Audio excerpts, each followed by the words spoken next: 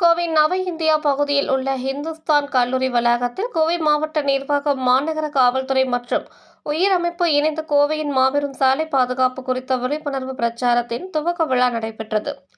கோவை நவ இந்தியா பகுதியில் இந்துஸ்தான் கலை மற்றும் அறிவியல் கல்லூரி இயங்கி வருகின்றது.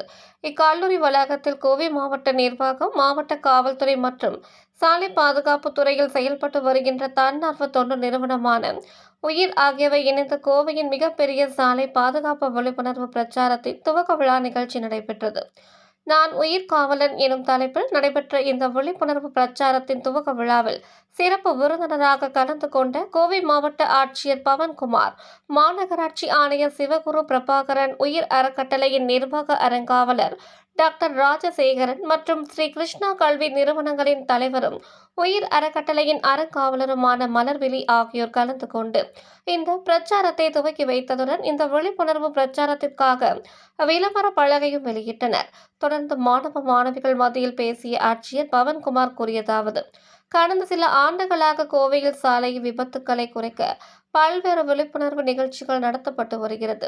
இதன் தொடர்ச்சியாக இந்த ஆண்டும் உயிர் அமைப்புடன் இணைந்து சாலை பாதுகாப்பு குறித்த பல்வேறு பேரணிகள், கருத்தரங்குகள், பள்ளி மாணவர்களுக்கு விழிப்புணர்வு நிகழ்ச்சிகளை நடத்த திட்டமிடப்பட்டுள்ளதாகவும், மேலும் அக்டோபர் முதல் வாரத்தில் கோவை மாநகரில் உள்ள 10 நபர்களை ஒன்றிணைத்து அனைவரும் ஒன்று சேர்ந்து சாலை பாதுகாப்பு உறுதிமொழி ஏற்கும் நிகழ்ச்சியும் நடத்த திட்டமிடப்பட்டுள்ளதாக தெரிவித்தார்.